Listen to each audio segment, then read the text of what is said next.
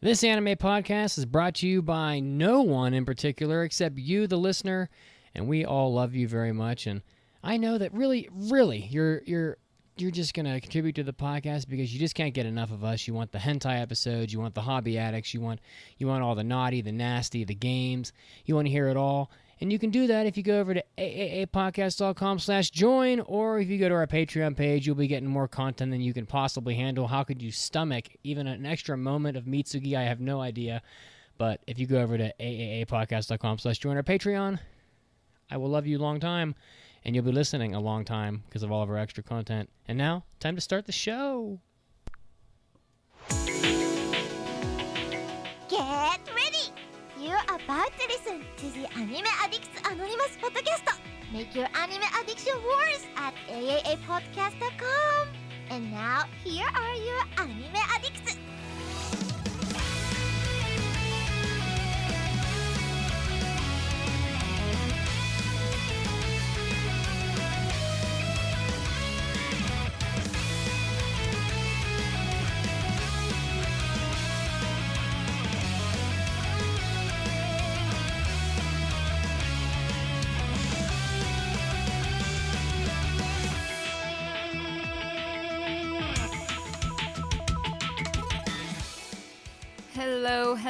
Hello, and welcome to the 586th episode of the Anime Addicts Anonymous podcast. My name's Caroline, and I'll be the captain of this ship for today. We will probably sink it, but that'll be okay. As long as I have my two compadres here. We got Mitsugi with his shades on. Hello, Mitsugi. I'm just rocking out, enjoying the nice summer vibes with my Canada Dry Ginger Ale. It's the Olympics, baby. So we're all getting pumped up, excited to be here, and I am very happy to see Caroline's back after her fancy trip. She had a great vacation. Well, you say that, but you also said that I was dead last week, so I don't know if you fully believe that. How dare you? I would never. I have it. I did. Recorded on my phone. I have the proof. I have the receipts, Mitsugi. She listens. You can't hide behind those glasses of yours. All right. What? Hello? Mitsugi. I got nothing. I'm just waiting for you to introduce Mason. Okay, you just stopped mid-sentence, but okay. Hello, Mason. How's it going? Hello, Caroline. How's it going today? I'm doing well. I'm a little upset Mitz did not send out the memo about sunglasses. I would have been in here. I would have been wearing them. I would have been a cool guy. I would have been like snapping my fingers as we walk down the high school like aisle all together in unison, but not to be. Nonetheless, it's an okay day over here in the Northeast. Are you still mourning the I am. loss of your blue cup? No, don't bring it up. I'm sorry. I had to ask. I have no idea how you're feeling about this right now, and I just want to make sure tell us, Mason, how do you feel? I once again, it's been raining a lot in Connecticut, but it's been raining a lot from my eyes, and I have not even a cup to fill it because my precious blue cup, as I said last week, has been tattered. It's been torn to shreds like my heart. It's no longer with us. I am left to this pathetic, translucent cup of glass that has no personality, no swagger, no style, no sense of self. And I actually forgot to fill it up before this podcast, so I am going to be more parched than I've ever been in my life, and it really, I don't know if I can ever deal with it, but we're going to persevere, we're going to overcome, and we're going to try our best to ascend and transcend to give you guys a good episode where we talk about anime and not what I drink. And if you want to support Mason... now we need a P.O. box so that people can send you blue cups. Yeah, I would take that. Call 188-MASON-CUP if you would like to donate. Even $1 a day can make a difference in the life of a Mason. I even thought about bringing up a fancy little cup I have for quote-unquote coffee, aka hot chocolate. But that would be encroaching on Caroline's turf, and I couldn't bear to do that. You see, I don't have coffee today, but I do still have my blue water bottle, so at least there is still something that has been continuing on. You can have the blue water receptacle, and I'll drink out of my... Maybe I'll bring it up after the news break. I'll drink out of that fancy coffee cup, and you'll be impressed. I guarantee you'll be baffled by how cool my cup is. I hope so. Anyway, Well, what are we here to do today? today is going to be a massive Olympic-themed episode. Of course, we are going to be pretty much building our own Olympic teams. We decided to place in a rule that it cannot be a character that is actively playing this sport in their respective shows. Like, we can't just say, oh, the volleyball team is going to be all the characters of Haikyuu. That would be too easy. So we're going to have fun with that. But maybe we should mention that you were on the JoJo's Bizarre podcast, Mason. How was that? Oh, yes, I was. And it was an absolute blast as I scroll up to look at my notes on which episode it was. Oh, I didn't mark it down because I'm an idiot. But I was on the JoJo's Bizarre podcast. Actually, Mark, one of the hosts of that show, was on our show back on episode 582, where we talked JoJo, and it was a bunch of fun. And they were more than welcoming enough to invite me over to their show, where I talked about Haruhi and the Endless Eight and why it's good. A bunch of 2021 shows I've enjoyed, Goblin Slayer, and then I also just made up a ton of terrible fun facts that were more fun and less factual and just completely destroyed my credibility as a podcaster. But you know what? It was still a bunch of fun, and you guys should go check it out because it was a blast. And you're going to have more of a blast at Otakuthon, right? Yeah, Otakon, August 6th through the 8th. I will be in Washington, D.C.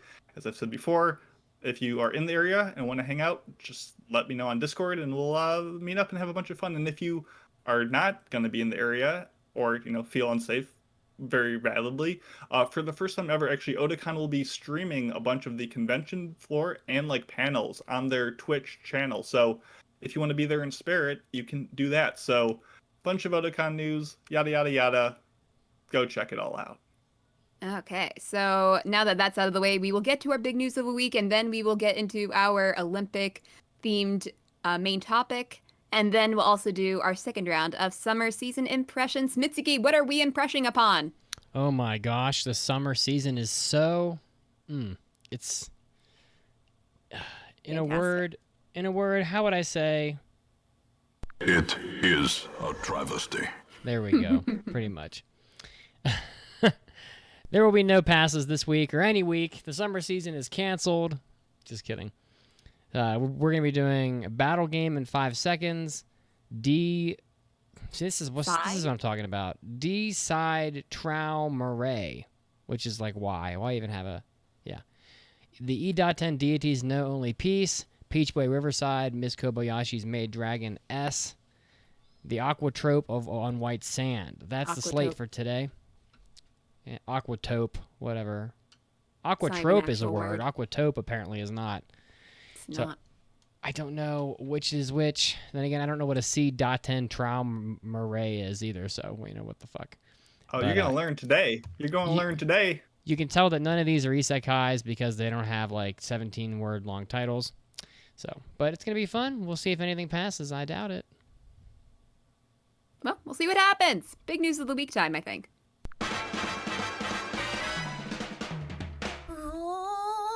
大ニュースです。It's time for big news of the week. All right, well, the Olympics kicked off. I was sitting at a restaurant eating a burger with jalapenos and guac on it. It's pretty nice, although highly overpriced because it's downtown Denver.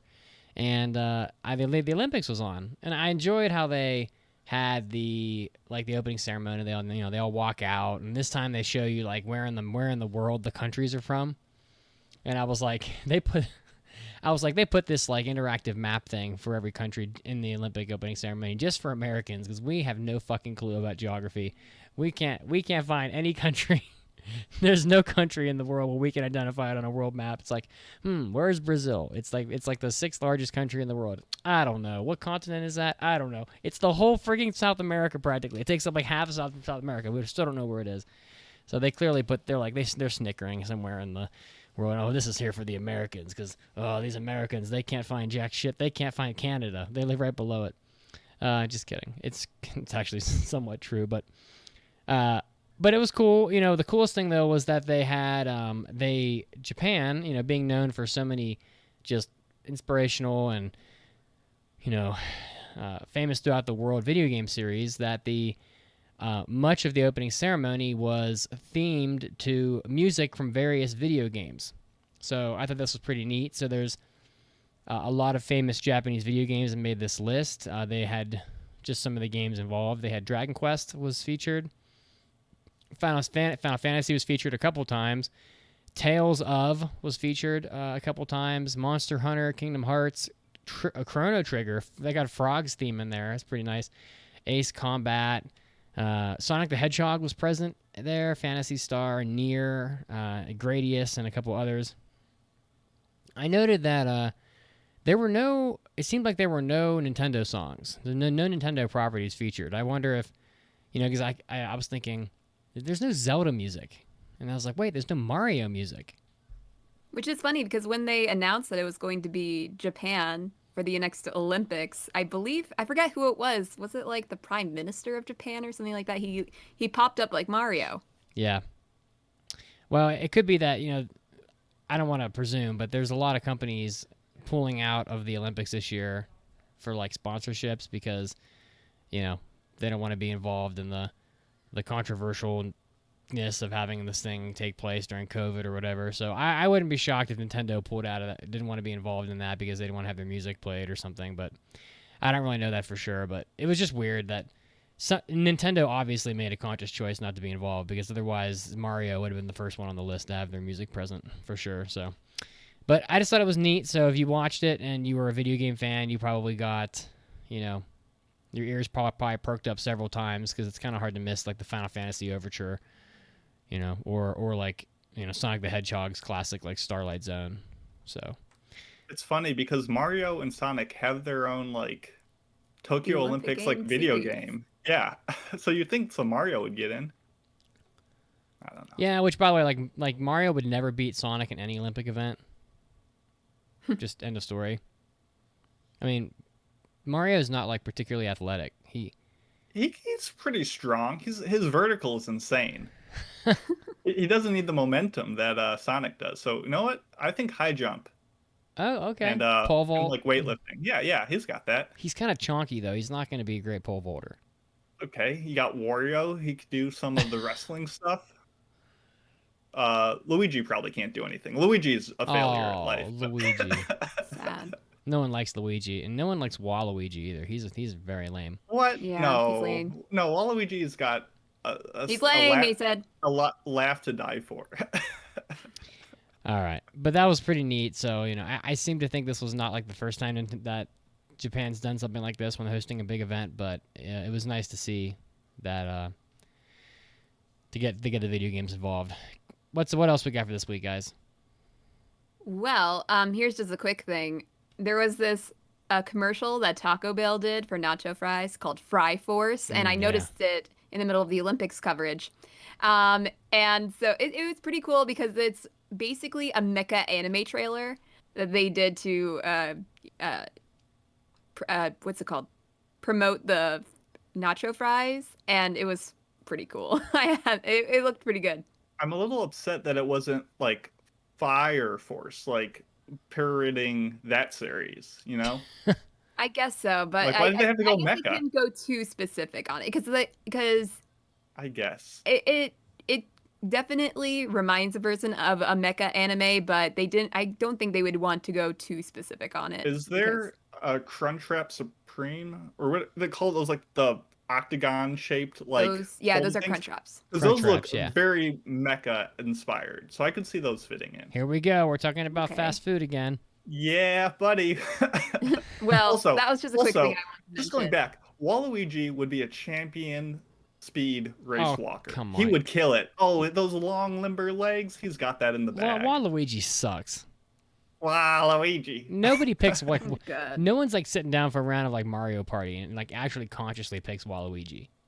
Dude, I would play him all the time in You Super would Mario not. Strikers. He's wouldn't. great in that game.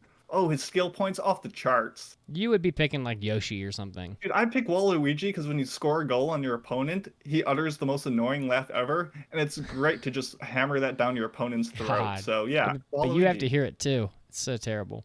Yeah, but it's a battle cry of victory, so you kind of are numb to it. Oh Kind my of. goodness. Okay, so shall we move on? Yeah, what's your actual big news of the week? Okay, so actual big news of the week is that the Oscars Academy Museum, it will have a Hayao Miyazaki exhibit. And it'll be from October 5th to November 27th that they'll actually be screening all of Miyazaki's films as well. So they'll have a lot of really cool production materials, apparently some of which that have not been seen outside of Studio Ghibli's archives. And they'll also have more than 200 concept sketches, character designs, storyboards, layouts, cells, backgrounds, film clips, and immersive environments. It will have an accompanying print catalog, film screenings, events, and unique Studio Ghibli merchandise at the museum's shop. And it'll also be guided by May from My Neighbor Totoro. So, Oh my God. yeah, so if you live in the Los Angeles area and you would like to go check out the Oscars Academy Museum, which will be opening on September 30th, one of the first exhibits will be the Hayao Miyazaki exhibit. And if it was closer to me and not on the other side of the country, I would definitely want to go see this. They're making up for all the non-qualifying films that Miyazaki made that never got considered by the Oscars. I guess so. Yeah, because Princess Mononoke would have won an Oscar for sure if that thing had been available, and probably Castle in the Sky as well. So Yeah, just saying. I think this would probably be the closest that a lot of us would be able to get to the Ghibli Museum in Japan, because I do think a lot of the materials they'll be showing have not left Japan. So it'll be pretty neat. I don't care about the Academy Award museum. Like, it seems like such a strange thing to, like, tied to. Well, the I don't Academy Awards is so fucking corrupt anyway. It's like, I don't know. Exactly. Like, why would I go to a museum of their, like, curation? I mean, it's a cool exhibit, I guess, but I don't know. I guess I don't trust that industry, or I guess I should say corporation of stuff. But anyway. yeah, I mean, I wouldn't trust their opinions on everything because, yeah, it's probably pretty fixed. But the thing is that at least they'll have museum exhibits that will show you some really cool stuff about things that you probably like. Sure, but if you're on the East Coast and you're going to fly all the way over to California, Yeah, you might as I'm well not just go a suggesting that. little bit further and go to Japan itself to see the Ghibli Museum. So, Yeah. gotcha. I'm still hoping to go in late March next year. We'll have to see if Japan ever figures out how to vaccinate people, but I'm hoping. Got my fingers crossed. What else we have for big news? There's a whole lot this Last week. big news is another Olympic related thing. You can actually go watch this right now. It's about 8 minutes long, but Studio Pontiac, speaking of Studio Ghibli related things, Studio Pontiac being a kind of splinter group or, adjacent studio to Studio Ghibli, began streaming Tomorrow's Leaves on the International Olympic Committee's YouTube channel called the Olympic Museum, speaking of museums. It's an 8.5-minute short, like I said, and it features citizens from various corners of the world. They kind of travel to this island through this gorgeous backgrounds, and they kind of come together to overcome physical challenges through maneuvers very similar to what you would see in the Olympic Games. It's very pretty. It'll scratch that Ghibli itch, and it's just a cool little hype trailer type thing for the Olympics, and it's a nice little touch. It's called, like I said, Tomorrow's Leaves, and it's probably worth checking out. It's just a nice little pleasant experience. So if you're into that, you want some nice visuals, give it a look. That's it. That's all I had. All right, then. So I guess it's time for our main topic today. Bum bum bum bum Bum, bum bum,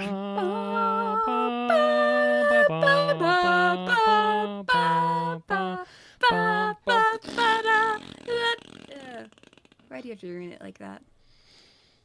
Why not? Okay, Anime Olympic Games time. So How we many condoms basically can you took- fit on someone's penis? That is The not new an Olympic event. sport. We took a lot of summer Olympic events and we just came up with a lot of anime characters that are not involved in sports specifically in their animes, but would do well in certain events. So let's start off with swimming. I want to know what your guys think? favorite Olympic events are from summer.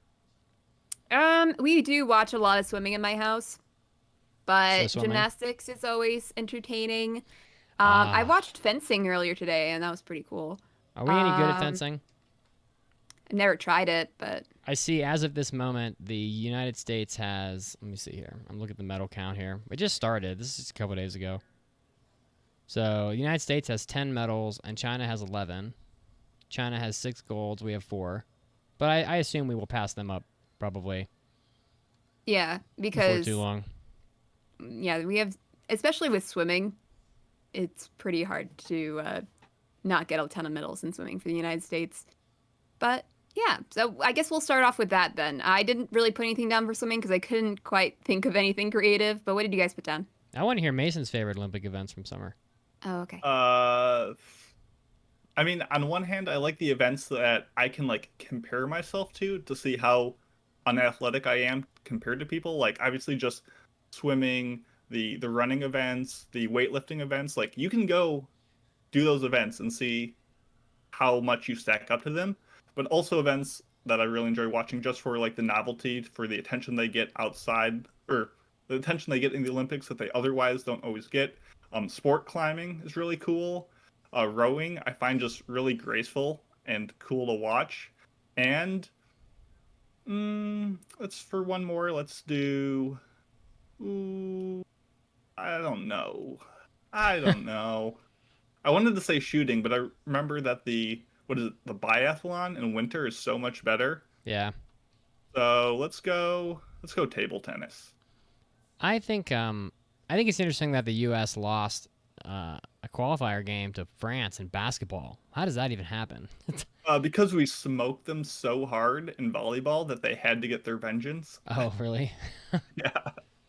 Well, we better not.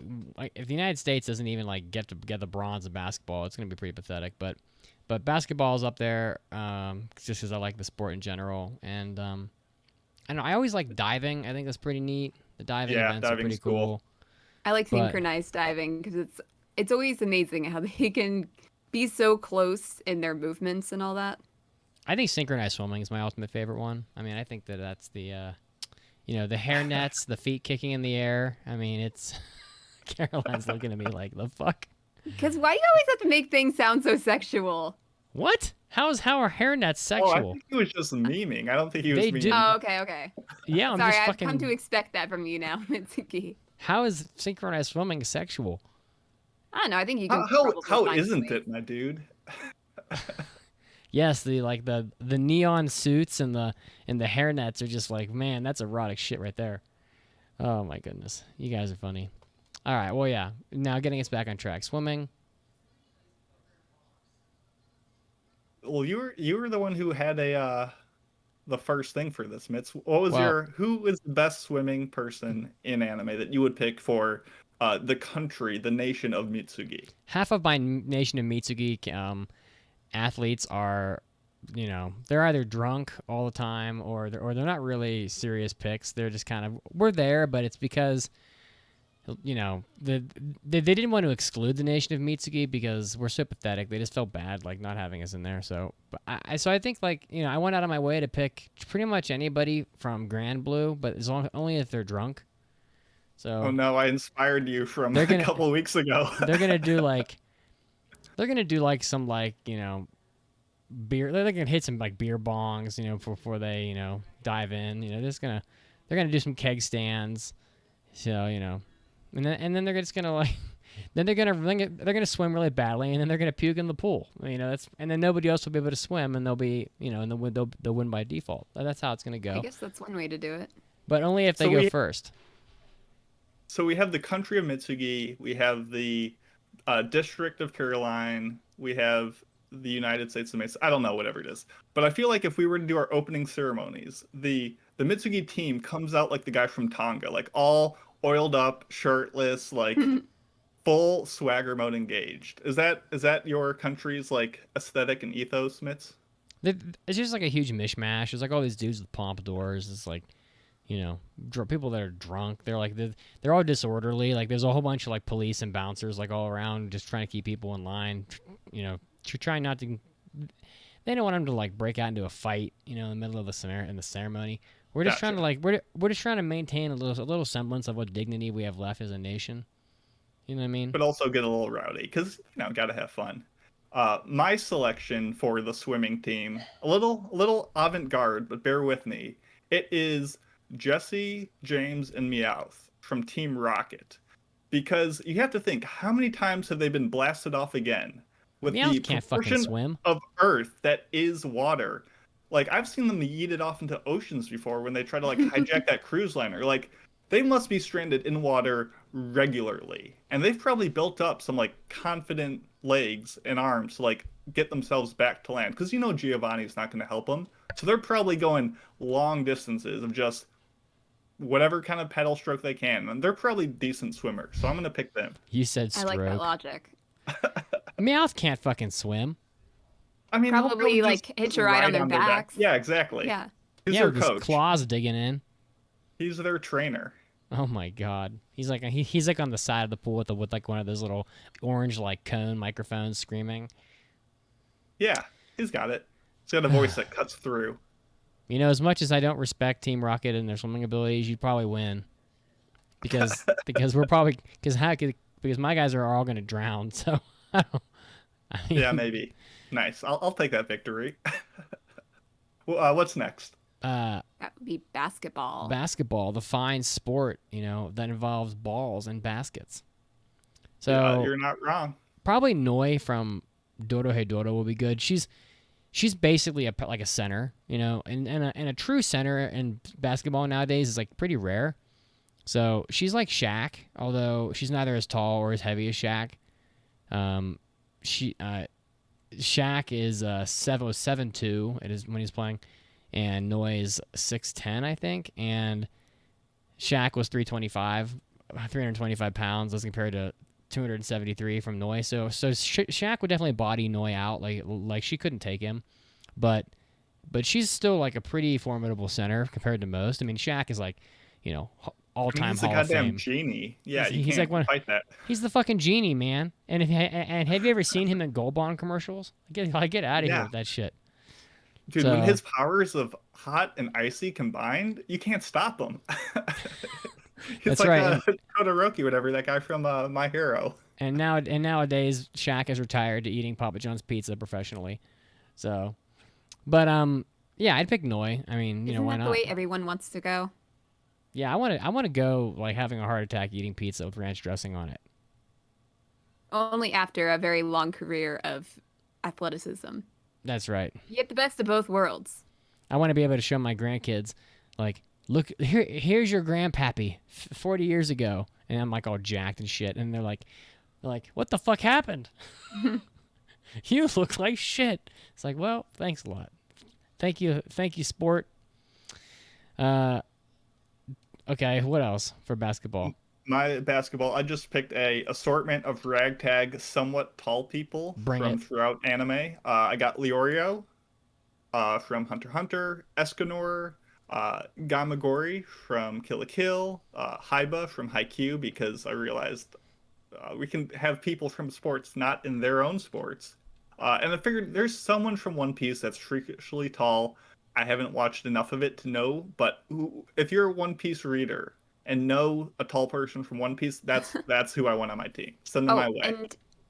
And here's a last minute addition from me. Anybody from Clamp. Any Clamp show. Ooh, yeah. The what is that guy from what's his name? From Like Exorcist Izumi or Holic? something? Yeah, from Holic. Was it I Izumi? don't know or is his that- name. I don't It was- know, but that guy. Yeah. He legs for days. Yeah. I don't know how they reach the floor. They're so long. What's next? I'm pretty confident be- that none of those people can beat Noi, but So I mean- threw in the modern pentathlon. oh, pentathlon. what the hell just is the because I modern didn't actually- pentathlon? I didn't actually know this was a sport in the Olympics, but I looked it up, and basically this is a sport for like a conglomeration of sports that is supposed to emulate warfare, essentially, like how shit. a person would go into war in like the 1800s or something like that. You got to fence, you have to do the shooting, pistol shooting or whatever. You have to swim, run, and ride horseback on a horse that you are not familiar with. So you're fucking badass, basically. Yeah, You're so you have to do all those 5 things. A quintuple threat. Yes. So the only person I could think of possibly being able to do this is Mikasa from Attack on Titan. Now, she can obviously She can use her swords. Obviously, she can shoot things. Obviously, she can run. Obviously, she can ride a horse. The only thing that might be a bit of an issue is the swimming thing because they have been landlocked for their entirety of their lives. But knowing Mikasa, she can figure it out. I'd like her to shoot, Aaron in the head because he turned into a total dick at the end of that last season. So, Don't spoil anything. I haven't finished it yet. well, that wasn't a spoiler, not almost. But you see how I tiptoed right up to the line and then backed away from it. Amazing. You did. Well, listen, I think that this has just got to be somebody with freak athleticism, as Mikasa is definitely a freak. But I couldn't think of anybody more fitting to the role of like freak athleticism than Chihaya from Chihaya Voodoo. Karuta being just like the pivot, just the absolute pinnacle of athletic prowess.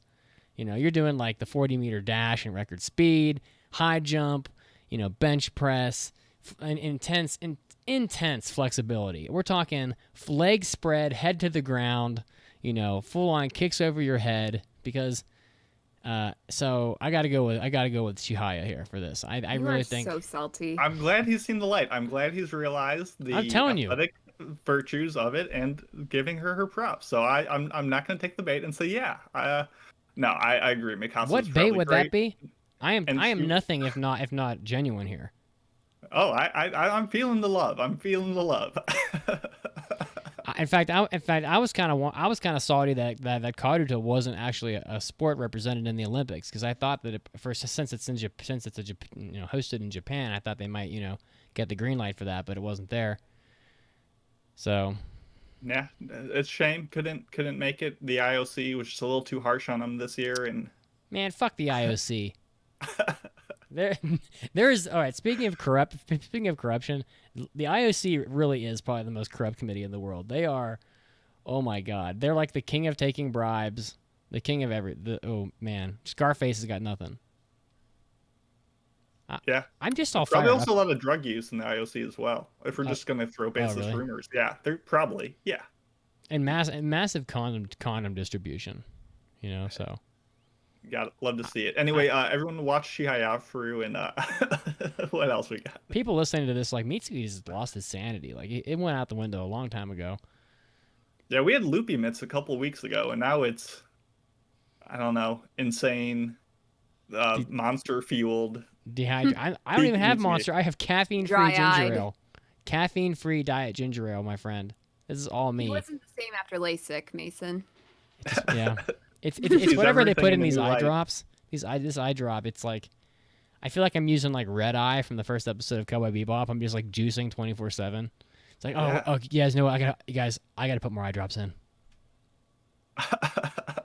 What's our next event? I think you got it right with Mikasa. I don't think there's anyone. Yeah. Any well-rounded person that can go to war instantaneously can do the modern pentathlon. So after that, we have cycling, and I had to go with Taki and Mitsuha's body from Your Name because I freaking love this movie, but every single time we get to the scene where Taki and Mitsuha's body has to cycle up this mountain to find Mitsuha and Taki's body, I feel so tired every single time. He is just biking up this mountain. He is falling down this mountain in this damn bike. And I'm like, can't you just run at this point? But he keeps going. And I think that is what you need to be as a cyclist. And I mean, as long as he can keep on going on this bicycle uphill, he can do the Olympics in Mitsuha's body, that is, because it is Mitsuha's athletic ability doing all the work here. But it is Taki's mental capacity that is making it happen. Was he singing the Hime song? The most Hime important fuel for any elite biker? Hime. Ski Oh. daisuki hime. Yep. I don't know what that is. It's from Yawa Pedal. It's a Yeah. little like anime jingle that the guy sings, and he's an absolute boss, so it must work. Yeah, he gets inspired by the song of from his favorite anime singing about his princess. So when he sings it, he gets like super powered, even though he's speaking out loud and therefore not breathing nearly as much oxygen, which would undoubtedly make him a weaker cyclist. But It's you know how it is. refining his pacing. His timing is more consistent, which is crucial for biking. So, maybe. Well, I was going to put someone in for cycling, but I was like, you know what? I'm 110% sure that Mitz is going to put this person in, so I don't even need to bother. Were you and right? I was proven correct. Of course I was.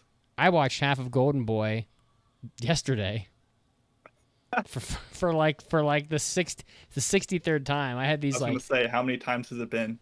I had all these people staying at my house over the weekend, and they had like they're very non-tainted sort of. They seemed like sort of like non-tainted, like more like innocent types because they're a lot younger, and it's like Golden Boy. I mean, it's man, it's fucking perverted. It's real perverted in those first 2 episodes. So, but yeah, I nominated Kentaro Oe. I mean, he loves his Mikazuki 5 bicycle more than anything. You know, the whole opening video is him fucking getting geared up on his bike. In the 5th episode, he races a crotch rocket through a mountain pass on his bicycle and wins. He can even ride a bicycle on telephone wires. Don't fuck with Kentaro Oe. He will study you to death. And I would definitely take Kentaro Oe in the cycling event any day of the week, particularly if he's, you know, chasing some hot chick with a nice booty, you know, or something. He definitely would win it. I would say biking is the one thing he's competent at.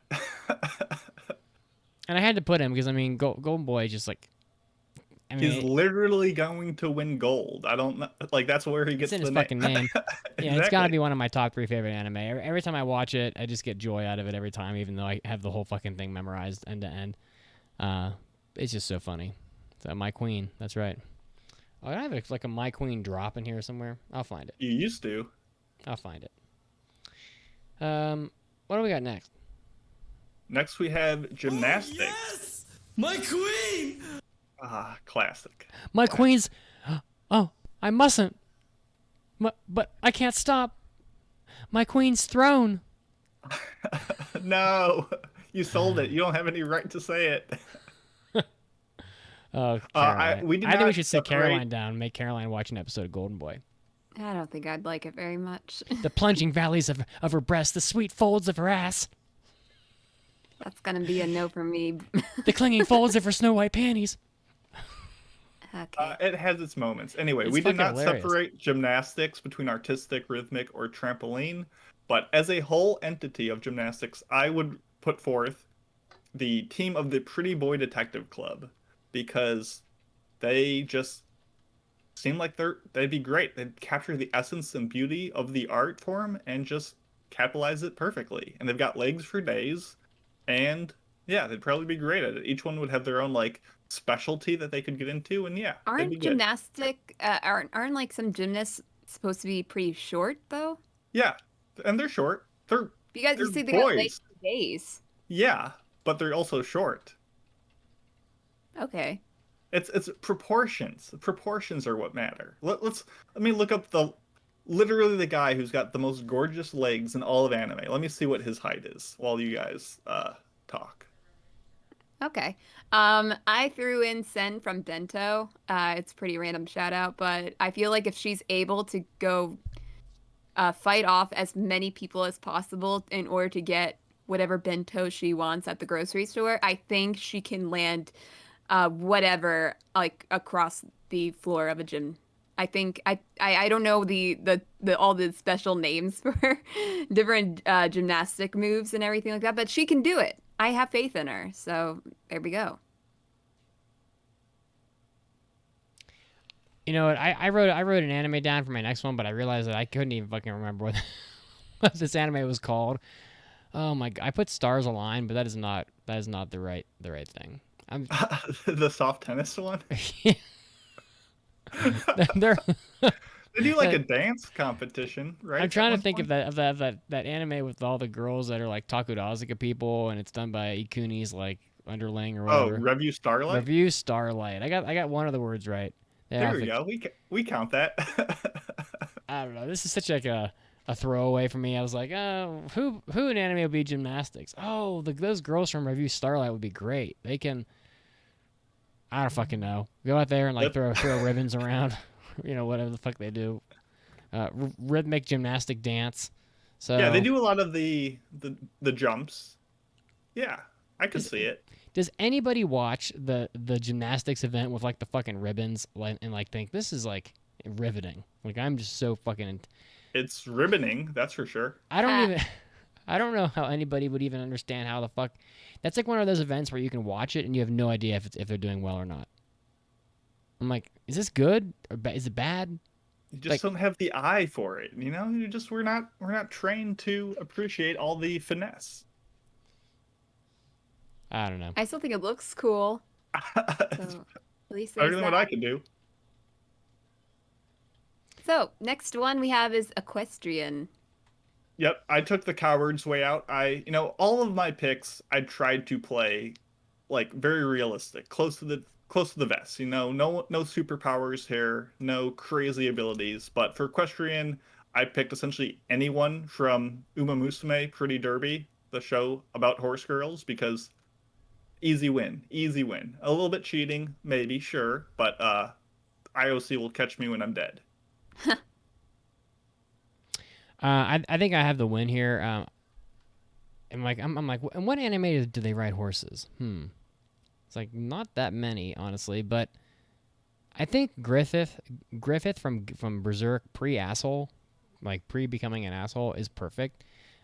He can definitely ride a horse really well. I needed to save Guts for another category, but Griffith, that motherfucker can ride a horse and look damn good doing it too. They'd be so like distracted by how pretty he is that they wouldn't even have like fuck, I forgot to like grade him. Oh shit, just give him 5 stars all the way down.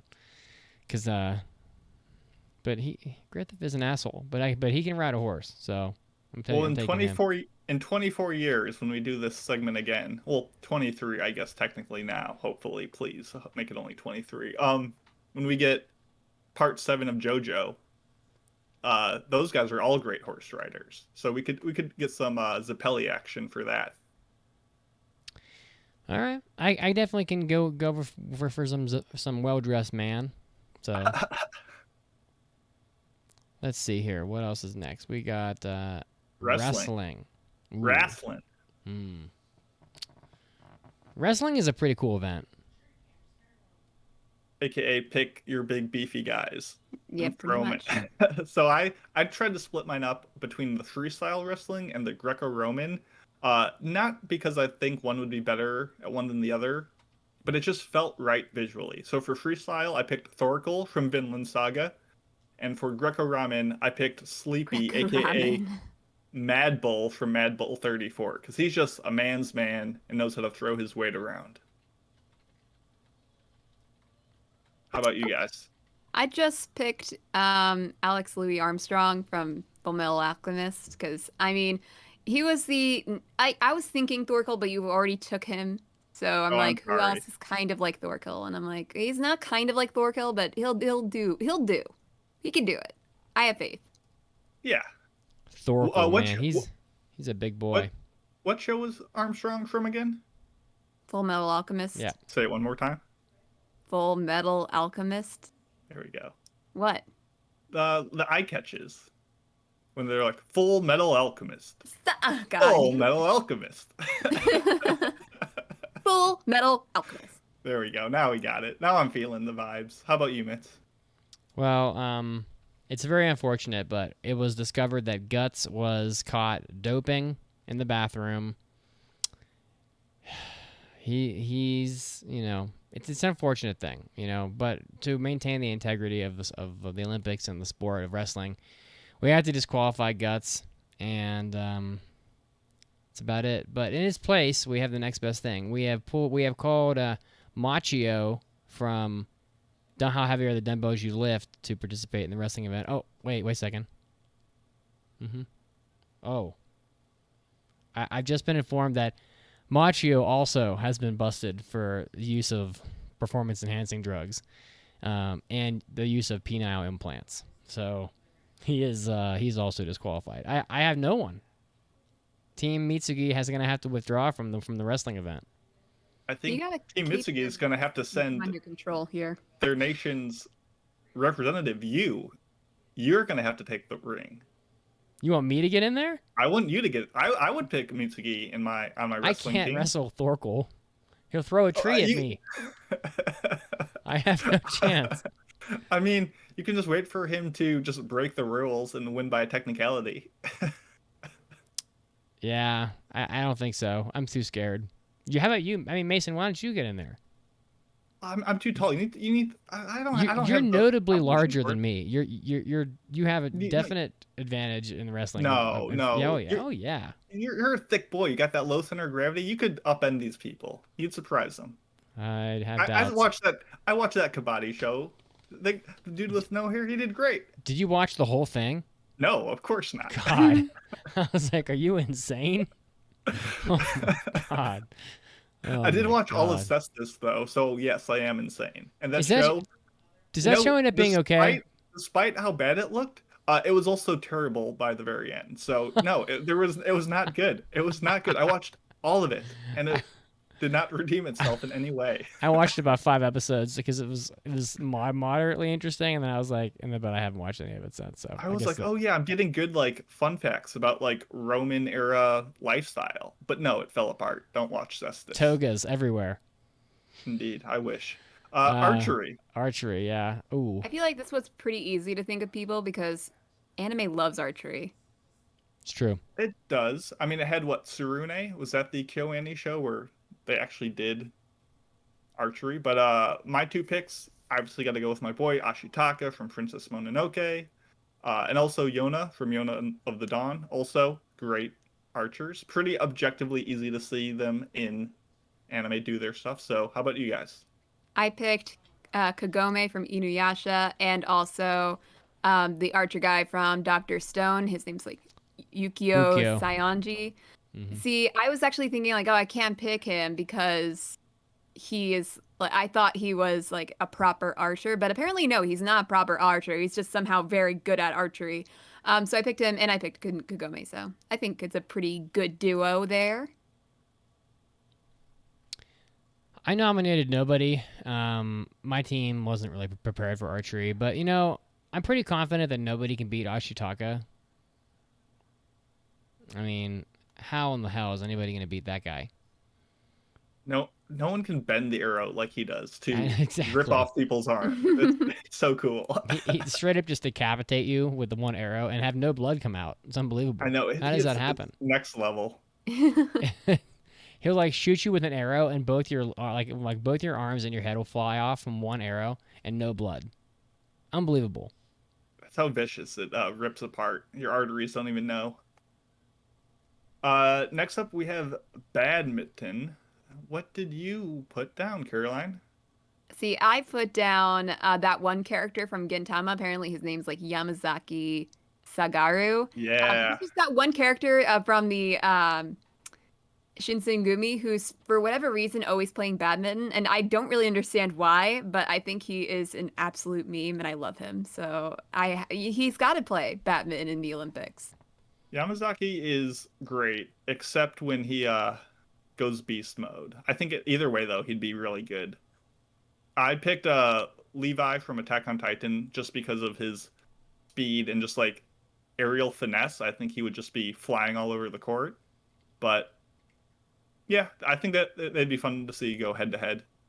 I did not pin you down for putting Levi in this category. It just felt right. He just has like that demeanor as somebody who would play badminton. Yeah. Okay. Yeah, it hits me. It hits me. I didn't put anybody. I don't know. Does anybody really care about badminton? Badminton's so cool. I was in like a badminton It's club fun. in like 6th grade. I was You were so hyped what? on badminton. I was in a badminton club. Oh, really? We literally were in gym class and we had our 1 month of badminton, and just our class got so into it that we're like, we want to keep on playing this. So we just asked the teachers if we could set up the nets after school, and for like 2 months, every day after school, we'd play badminton, and we had like a court ranking system where if you won, you went towards the better courts, and if you lost, you went backwards. So there's like 5 people always like cycling like sharks in the top end, and it was the most competitive I've ever been in my life. It was amazing. It's a fact that half the people that play badminton only play it because they want to have an opportunity to say the word shuttlecock with a straight face. I mean, that's a big win. I mean, No, that's just like playing tennis, the better than playing it is actually just hitting it as hard as you can like a baseball. Yeah, same thing with badminton. how does anybody come up with that name for the shuttlecock? I don't know, but it is And very not think funny. like, wait a second, what are we doing? It could have been called anything. Anyway, we're running out of time here. But the next category is boxing.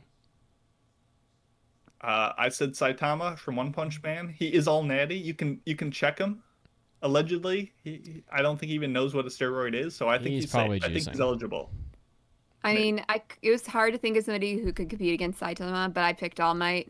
I don't know. I think he can throw a punch sometimes. I mean, sometimes. Just I have one. no. I don't know who the hell would beat Saitama. Maybe Goku. I don't really know. Possibly. I guess we have to go through these pretty quickly. Yeah, so. let's run through them. For fencing, I put Asuna from SAO because, I mean, she actually, like, she does the sword fighting in the game, but I feel like with her sword style, it's pretty similar to fencing in that she'd do well. I picked Sakamoto because he just looks like a fencer, and he's got that next level like strategy going on. And I picked Kibito from Sword Art because I don't know. Kirito? Not his name. I haven't seen. Isn't it Kibito? It's Kirito. Kirito, whatever. I haven't seen Sword Art.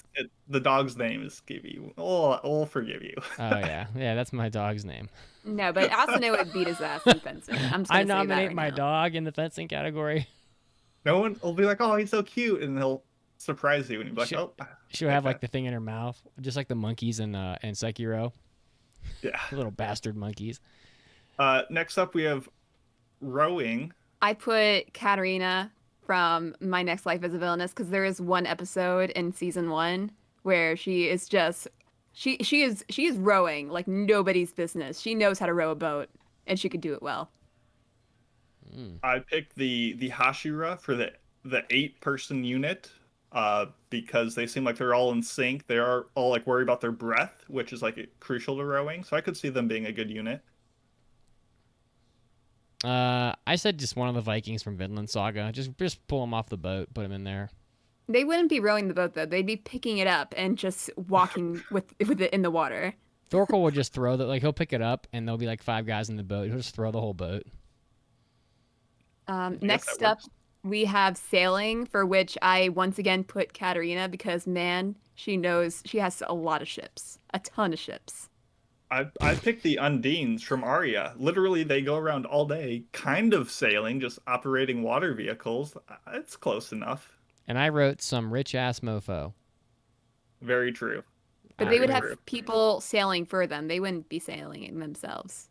Sailing's like one of those things where the guy's got like a pipe and his foot up on the deck of the side of the ship, and he's like got his elbow on his knee, and he's like piping, and you know how they do, and he's blowing like little rings, and he's got a funny hat on.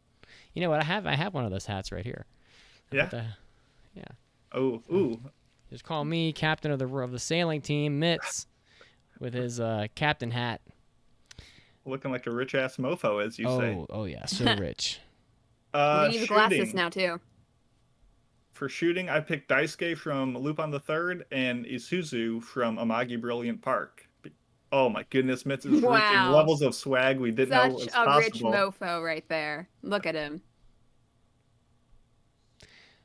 Shooting, I picked Golgo 13. I don't think anybody can outshoot Golgo 13. That'd be a tough one.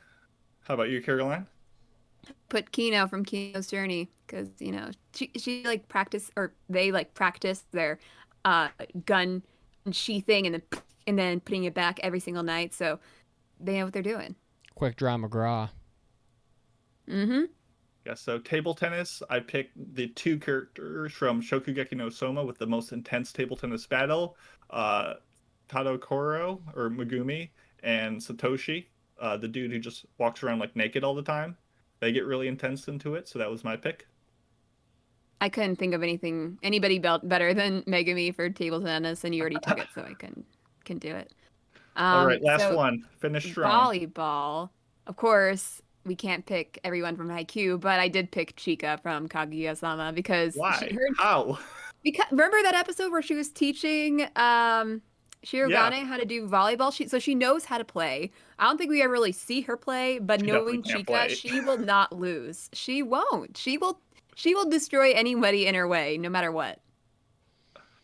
Okay. Well, I Okay. picked Piccolo because he's like 7'3", and he can extend his arms to like hundreds of feet long, and he's basically like he can move like faster than the speed of light. So I don't think Piccolo would ever drop a ball ever. He probably Can covered you the. imagine Piccolo playing volleyball, though? What a sight that would be. He's like, oh, Goku. Piccolo will make an appearance in our lead out from our news break today. Did you guys hear that? The crack of thunder that just went off outside. I don't know if you. I think that got into the recording. I was Probably. We'll I was see. at a round 1 last night playing rhythm games, and in the middle of playing, all the power went out, and everybody was pissed. The place was so packed, and everybody was like, "Oh, what the fuck!" It was kind of creepy being in an arcade with all the machines off. So. That. Were they off long, or did they come Oh back yeah, pretty quick? they made us all leave and go home. I don't know what the hell happened. Maybe a transformer blew up or something. All right. Well, that is the last of Boom, our boom, anime boom, Olympics. Boom, boom. It was kind of rushed, but we had fun. I liked it.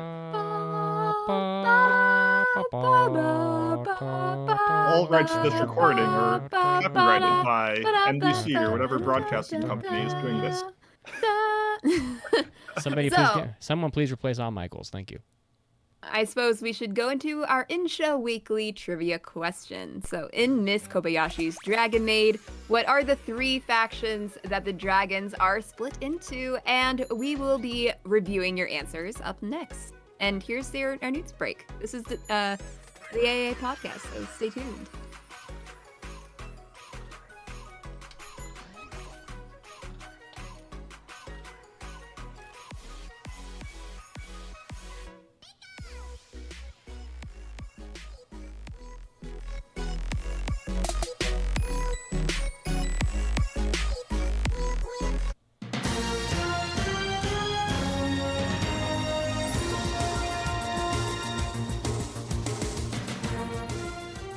Hey, Anime Addicts, this is Mitsugi, and it's time for your anime news break, leading us off with a couple new anime announcements. The light novel Mama Haha no Tsurego ga Motoka no Datta, or My Stepsister is My Ex-Girlfriend. The light novel is now announced to be getting an anime adaptation, clearly going to be a trash favorite of the anime community. A certain boy and girl in middle school became lovers, flirted with each other, disagreed on trivial things, and then broke up after graduation.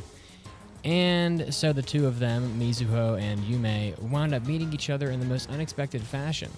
They are going to be step siblings, I suppose, the children of the partner of their parents' remarriage or ex-lovers. So if you're a fan of just ridiculous, just trash romance anime, this is probably going to be prime. So look out for My Stepsister is My Ex-Girlfriend coming out sometime soon. And next up, probably more exciting, Beastars has been announced to be getting another season. The first season of Beastars came out in the fall of 2019 on Fuji TV and was followed up by a second season in the winter of 2021. They each had 12 episodes, and Netflix began streaming the seasons for each of those. The second season fairly recently. Itagaki began drawing the drama manga in Shonen Champion back in September of 2016, and this manga actually ended last October. So Shoten Akita published the 22nd and final volume on January 8th. If you're a fan of Beastars, this one's going to be coming out for a little while, and the third season will be coming out before too long. Next up in the news, it looks like Bandai Namco is going to be installing Gundam manholes throughout Japan.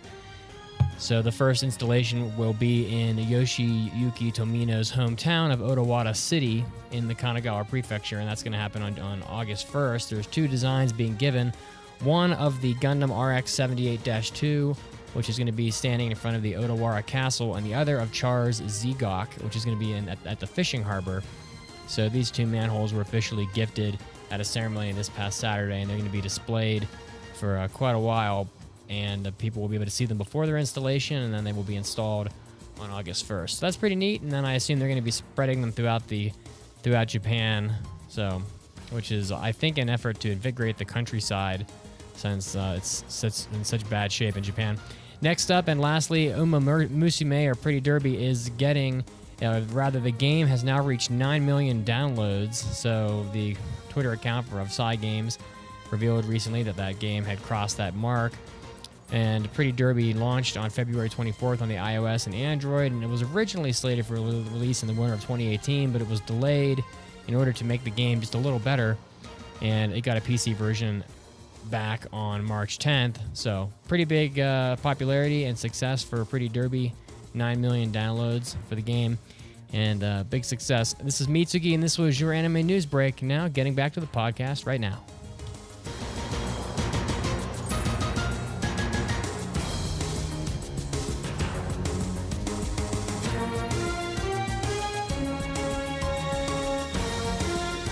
Hey, Anime Addicts. Yes, as always, I'm here to pester you about supporting the podcast because you do so many things in your life. You support all sorts of different services. If ever people got Hulu, I tell you what, we're more fun than Hulu. We can at least match Hulu. So if you want to help out the podcast and help keep us running and help keep us well-funded, you can head over to aaapodcast.com/join or over at Patreon. And listen, we're going to give you 8 exclusive podcast episodes a month as a thank you.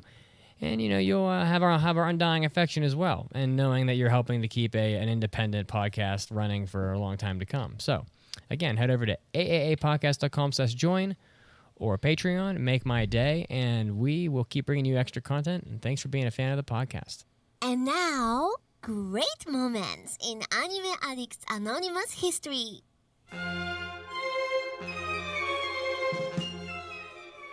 It's a rough life with Chi-Chi, okay? I'm actually going to put this one on Goku mostly. I mean, Goku, he's never there. Chi-Chi she's getting lonely, all in that little tiny house that's in the middle of nowhere. There's no neighbors. She's getting lonely. Suddenly, like, the mailman's starting to look good. She's like, the mailman. The mailman came by. I'm all alone. The pool boy. He's looking good. And to make matters worse, Gohan and Goten absolutely take after Goku. Like, they look exactly like Goku. They don't look like Chi-Chi at all. His seed is so strong. He's so alien that it just takes over.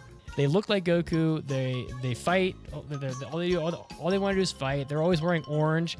Pretty soon she's got like PTSD. She's all like, "Oh my God, orange." She hates Halloween. She's just, oh my God. And before you know it, it's like Goku comes home. He hasn't been home in like 5 years. He comes home. She's not there, and there's just like divorce papers on the table. Damn it! If only I could read, I would know what these papers mean. He can't read it. He's got to go ask Piccolo. He's like, "Oh, Goku, this is not good." Korin like comes down. He's like, "Goku, you can always live on Korin's lookout." With Yajirobe, that's when you know you've hit rock bottom. You're like hanging out with Yajirobe.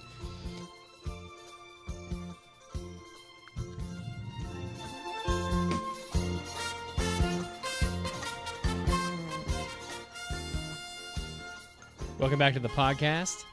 Amazing how only one thing in like 1 week can now be known as great moments in Anime Addicts Anonymous history. It was last week.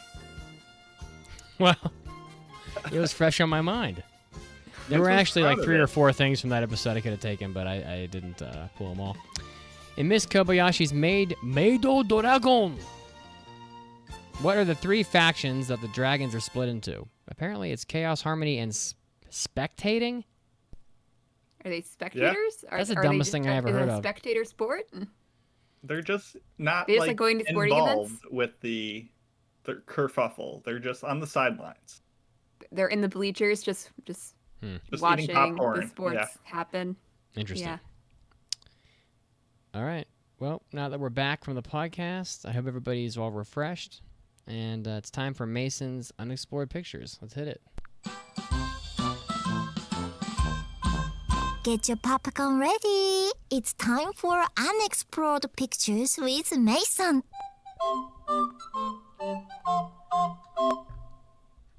And we're back 3 weeks in a row with another quick little movie talk with Unexplored Pictures. This week is the recently released, as of July 22nd, movie Cider no Yo ni Kotoba ga Wakigaru aka Words Bubble Up Like Soda Pop. This came out on Netflix. It is done by Signal MD, a studio which I had no idea what to expect from. They did the visually impressive movie Birthday Wonderland, which I talked about in the segment before. They also talked about the visually underwhelming series from last season, Mars Red and Dragon Goes House Hunting. But the characters were good in that, so I had no idea what to expect. They've been all over the place, especially with director Kyohei Ishiguro at the helm, who did Children of the Whales and Your Lie in April. I was expecting something a little more visually impressive, though. And essentially, the story of whatever you want to call it, soda pop, regular pop soda in your area of the country. This takes place in the Japanese countryside that is kind of losing ground to consumerism, as there is now like apartment complexes and this huge mega mall that most of the movie takes place at. And since there is nothing else to do in the countryside, everyone kind of ends up like a gravitational pull being sent to the mall, and it's where stuff happens. And our main character, Cherry, that's his nickname, he loves haikus, and he kind of assists at a facility that works at like an elder person like day camp. He's the sort of boy who like blushes with his entire body and doesn't have any eyes in his dharma, if you know what I'm saying. There he meets a girl named Smile, a viral sensation like influencer who promotes smiles for good vibes and also wears a mask on her face the whole time because she has gotten braces recently that she's a bit embarrassed by.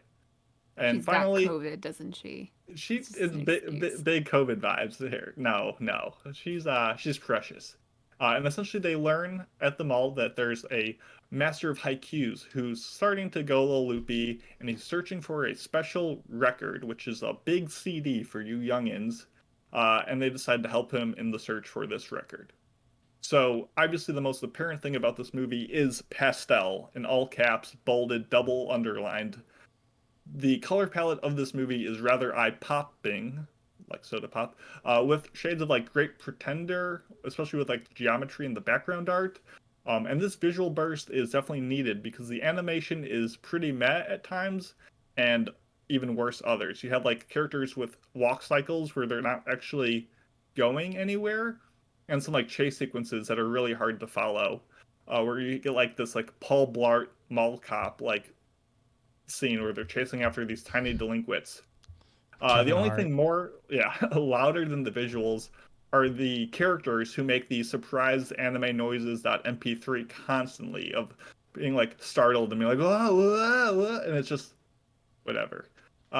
Despite my complaints though, the Smile, her character, the energetic blogger, has some really cool animation cuts, and the world feels really lived in. For taking place at a mall, they use CG to kind of fill in the background characters, and it really gives a lively atmosphere to everything, which is nice.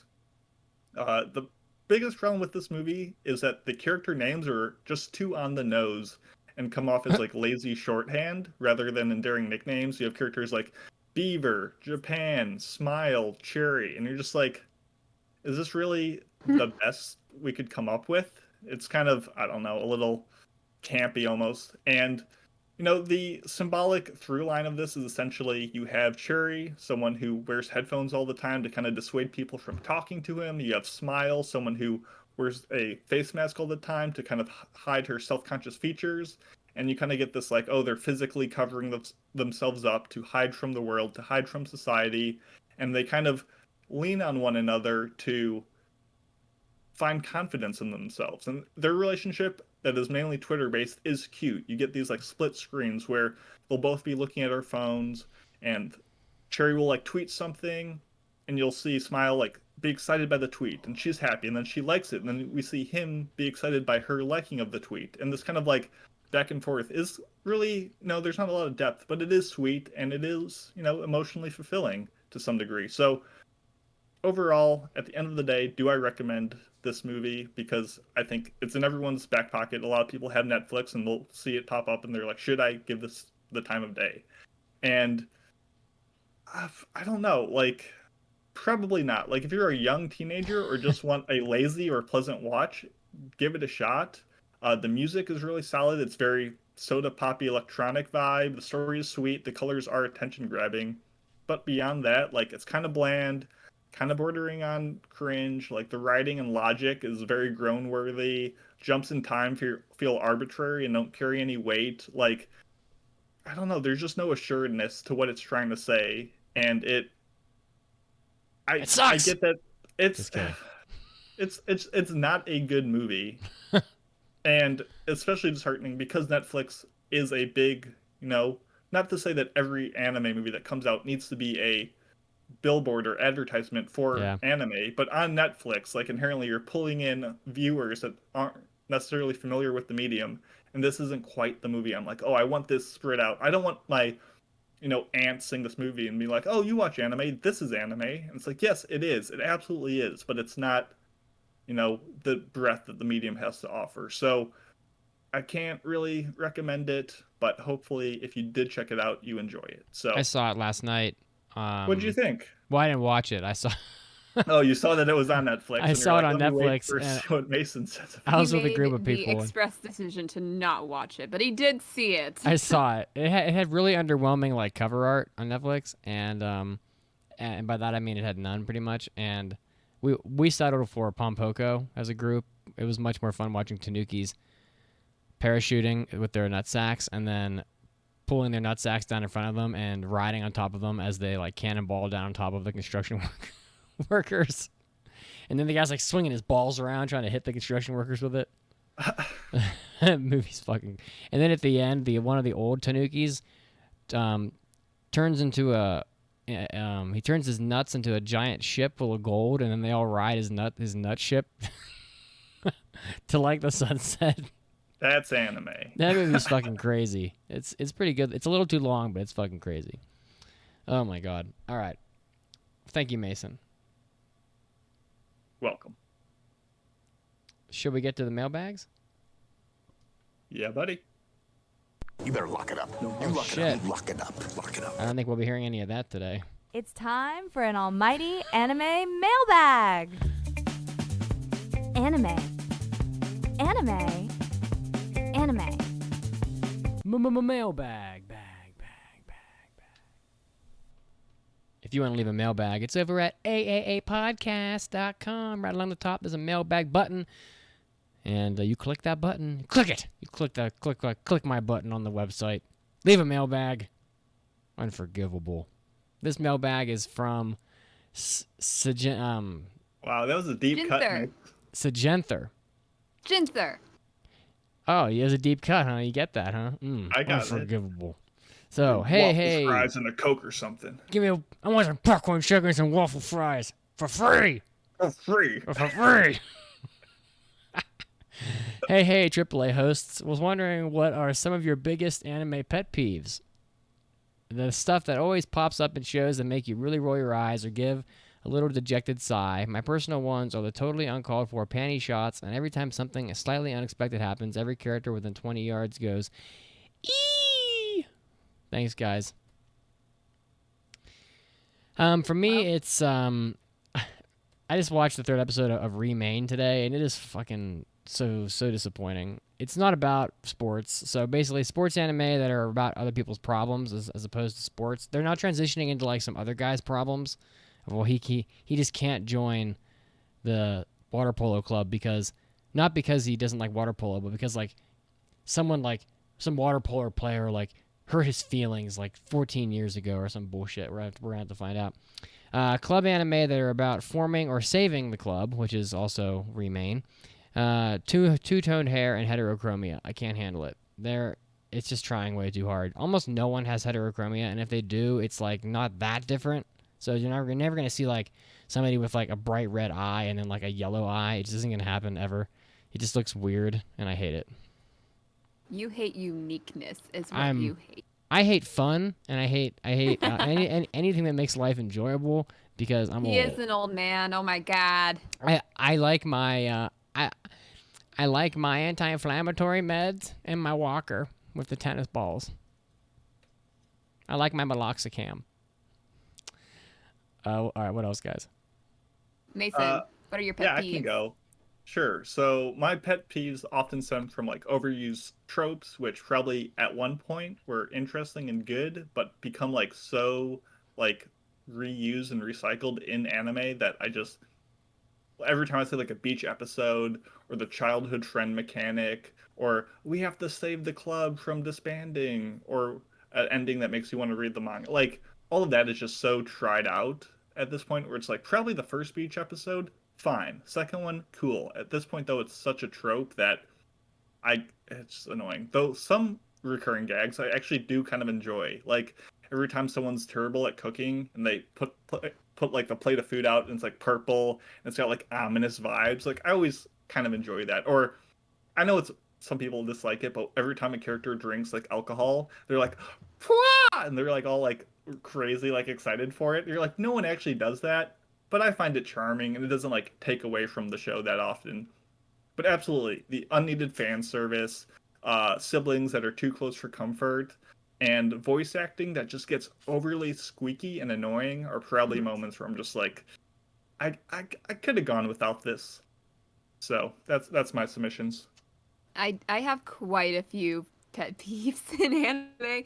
Obviously, fan service, I don't like it, and the boob grab thing, that trope, it's so dumb and I hate it. This never does that ever happen, and they just find the most ludicrous ways to make it happen in anime. I know you don't mind it, Mason. The alcohol gasp is too much for me. I don't like it. It's so absurd. It's so dumb.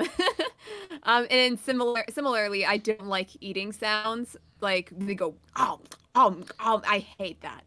No. Oh, I don't mind. Like it's not taking away from anything. I know it's not taking away from it, but it's annoying. I get it's just like, ew, can you not do that?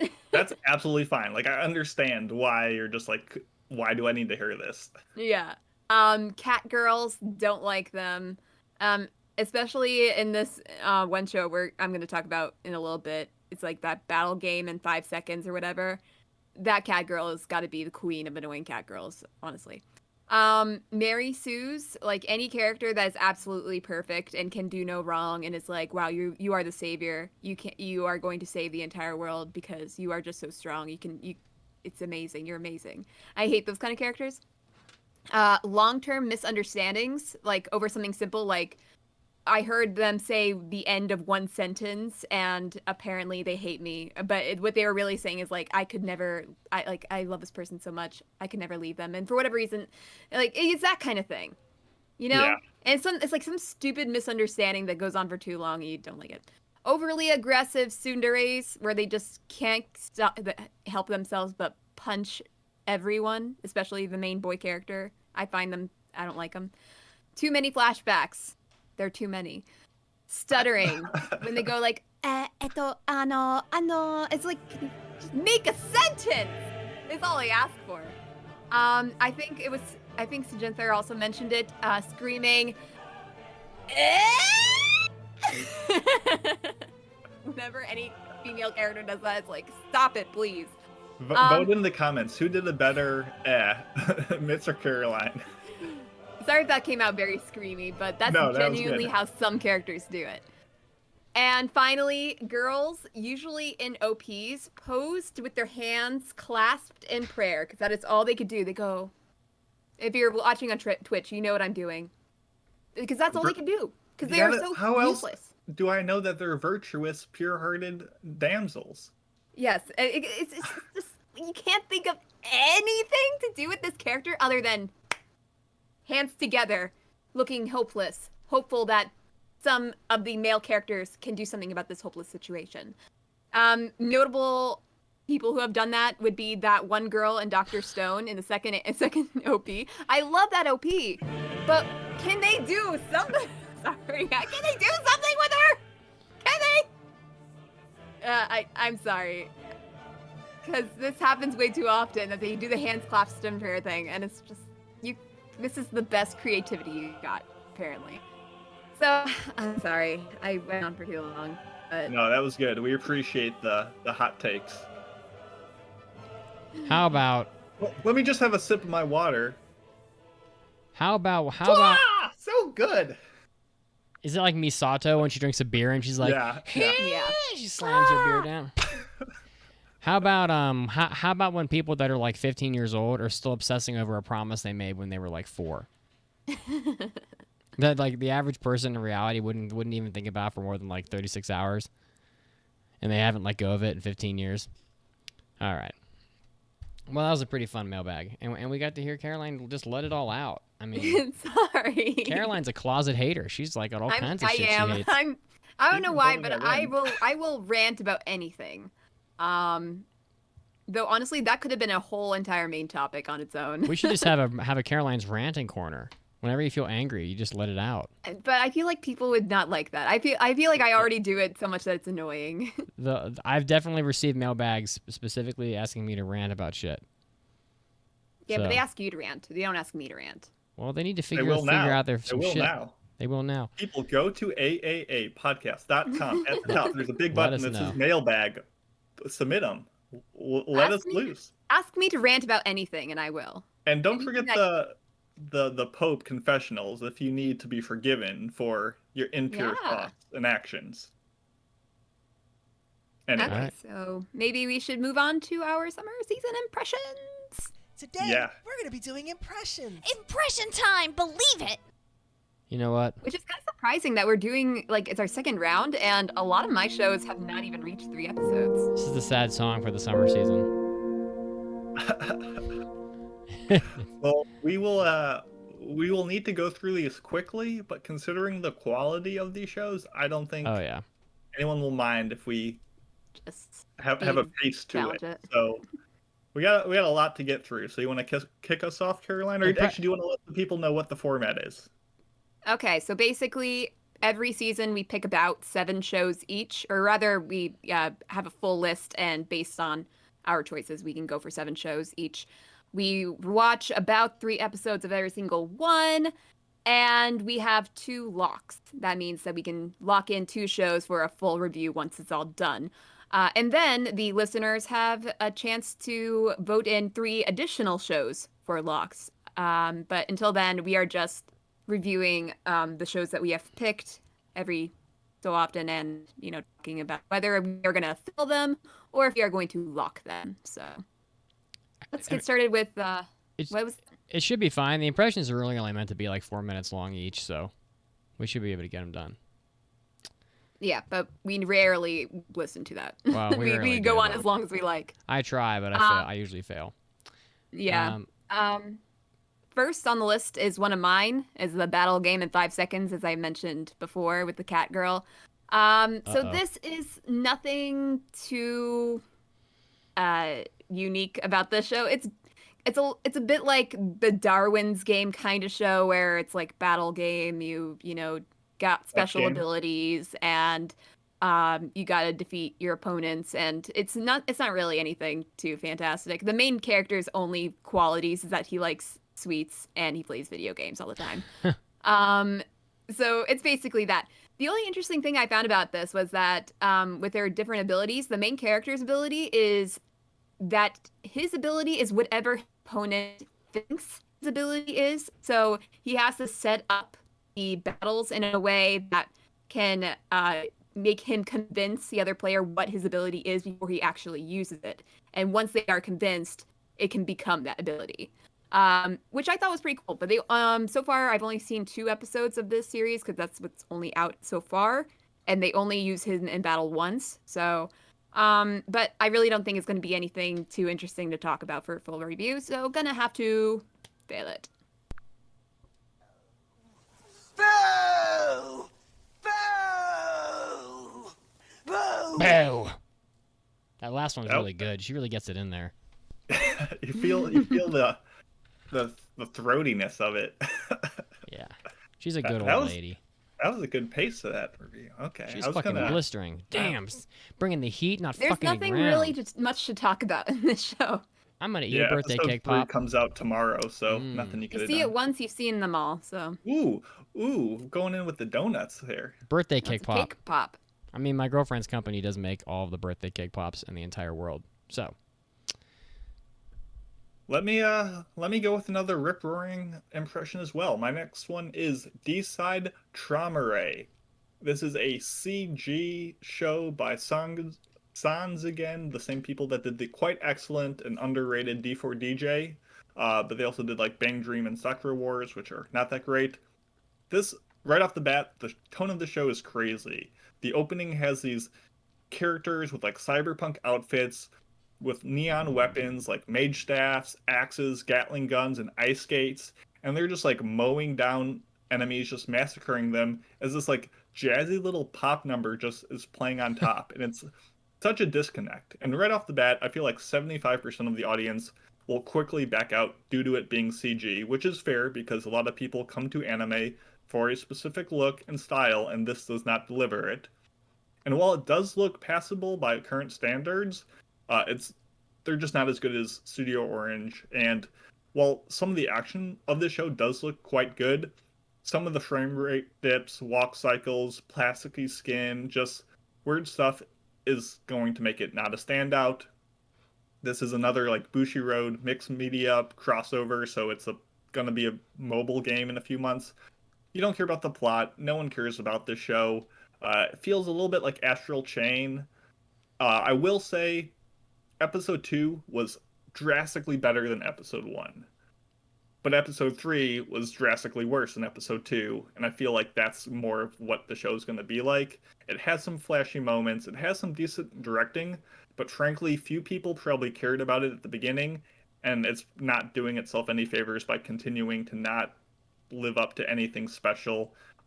This is going to be a fail. I don't think anyone will blink twice about it. I'm sure even less people even knew it existed, but Nobody knows how to pronounce it. yeah, no one knows how to say it. We can't even discuss it. There's weird nicknames, like all the characters are called like knocker-ups.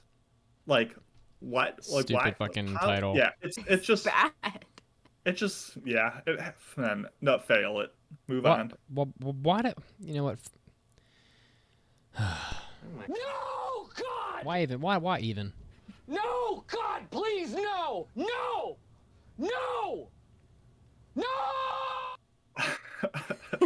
Once again, the last one really sells me on it. Yeah, it does. You gotta really, you gotta so- really commit. You know. You do. So this next one, I have quite a few things to say about it, and I would say get that rant music ready, but the thing is that fuck this me. is actually going to be pretty serious, so I'm not going to like rant on it as I usually do. So this one is the Idaten Deities only piece. So initially I thought, damn, this show looks so good. Like just visually, the colors are great, and I think I was actually enjoying this show.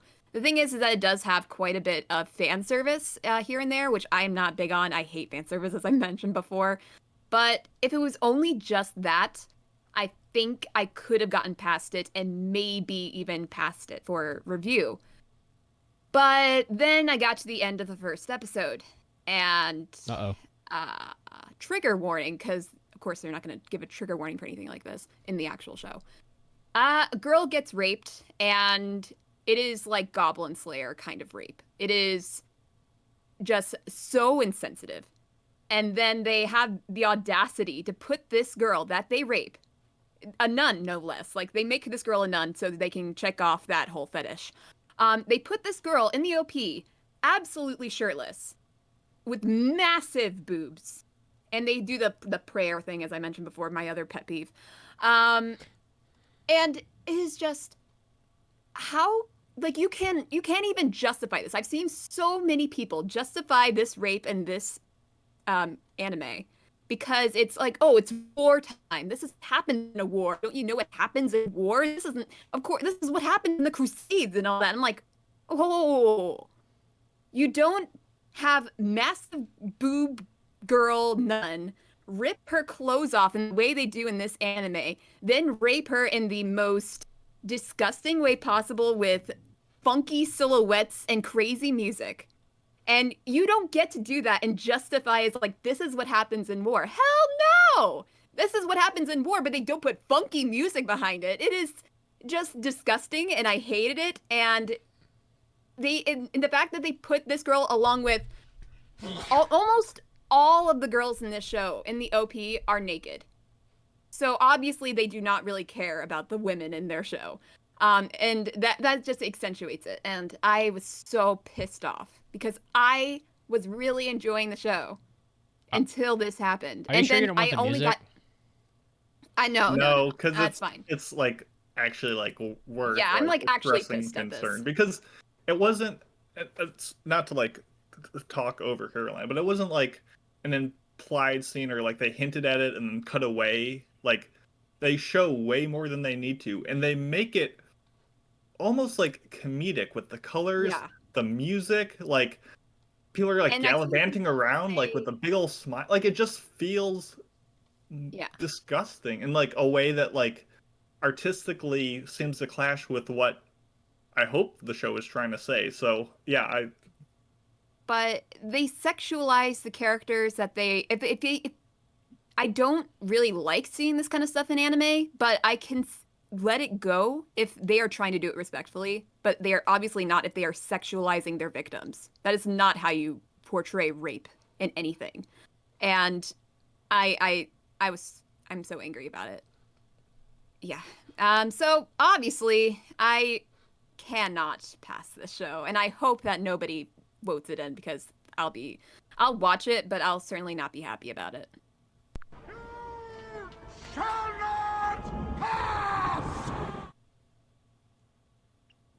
So yeah.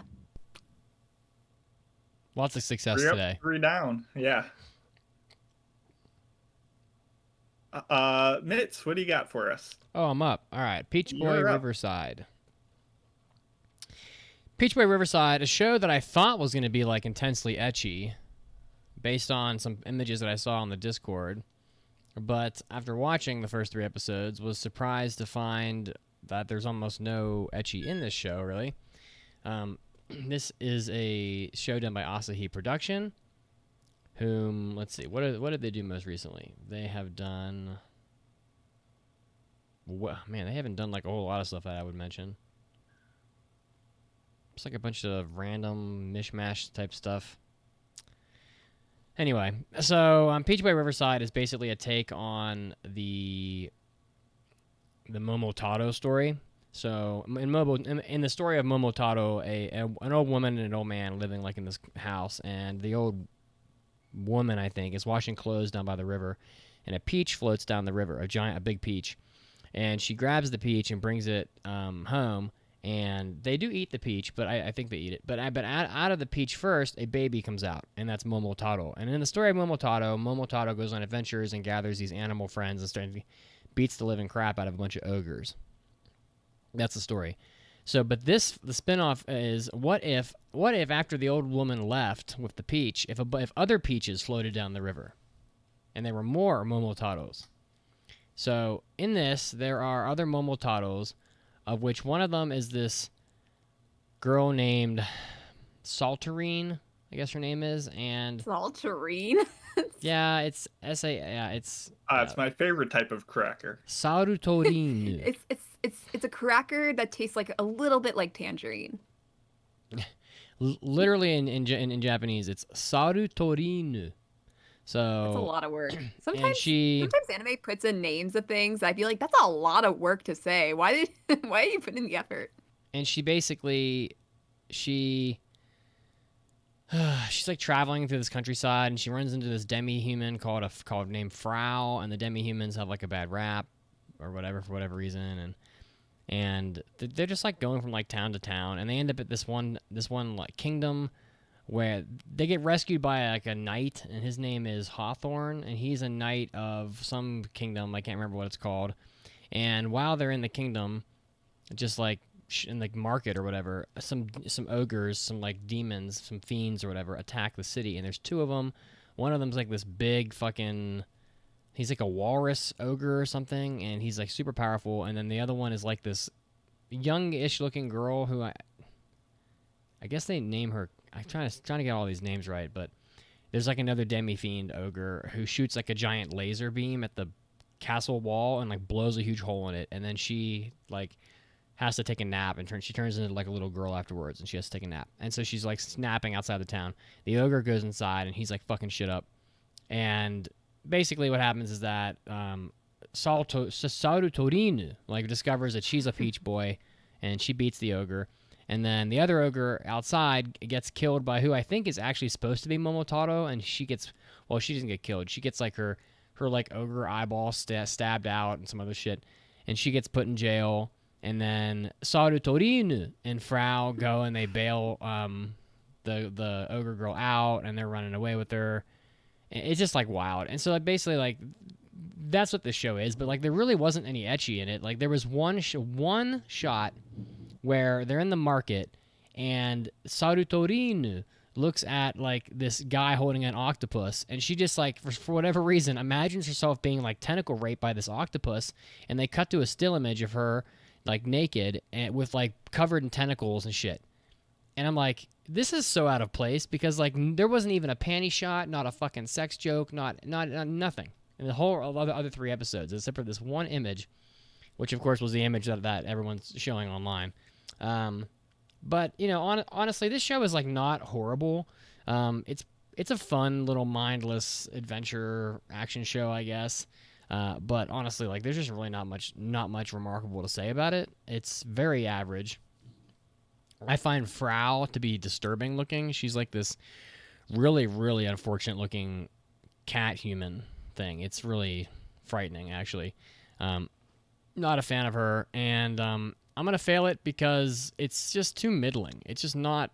It's a show that like you could watch it and it might be fine, but ultimately it's just not worth reviewing. Honestly, that's just how I feel. It would probably get a 2.5 if we were gonna review it, and that's about it. So gonna fail this one. I'm running out of fucking fail drops. We've already played like a whole. Like, I played that one already. You gotta find a different one. It is a travesty. Reach back into that one. I gotta get more fail drops. It's just so many fails. Okay, next. Will there be a shining light, Mason? Well, this one does seem promising. This is a fan favorite. This is the 2nd season of Miss Kobayashi's Dragon Maid. Yay! Dragon Maid S, as it's called. This was reviewed back on episode 373. It is the return of Kyoto Animation, beloved studio based on a manga, and this is over on Crunchyroll. So, I've talked about my enjoyment of season 1 before, and season 2 is just more of that, which means pros. Kyoto Animation is doing their thing. The visuals are fantastic. The comedic timing is on point. I love the transition cards between the skits and the episode. And you get more time with some fantastic characters. Our trio of Kobayashi, Toru, and Kana are just sweet and adorable. You get more Fafnir and Takia, and I want a show just of them. And it's great. The show is delivering what fans of season 1 wanted. The cons of that, though, it means it has a lot of the same problems as season 1, aka the exact same jokes as before, if not supercharged with even more sexual discomfort, and the same sound effects for every boob bounce, which happens in every single scene across the show, which means you spend more time with the characters that I personally am not a fan of. Everything of Shota and Quetzalcoatl just like layering over him sexually. The new character Ilulu, whose presence offers stakes and some action moments, but whose design I just am not personally adjusted to. And maybe that's on me, but for now I am unleashing my rage on her huge lumps of fat, as they call them in the show. And I get that this show is naturally very ribald in nature. Like, it's a part of the show. Like, the fan service is a core tenet to the jokes and the atmosphere. And, you know, I guess that's better than shows where the fan service serves no purpose and is just there for the sake of pandering, so I guess I can appreciate that, but honestly, I was just expecting more.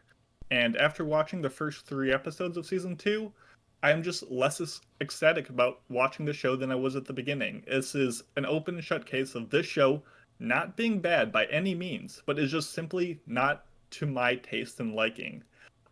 It's more Kobayashi, and as nice as it is to have KyoAni back, and the movements are nice, and the moments are nice, there's just too many elements that I feel like we've already reviewed it. Like, there's no need for another review. We just say, look at the first one. Like, people already know the show. They don't need to be told their opinion on it. They've already created it. Like, a review at this point kind of serves no purpose except for entertainment.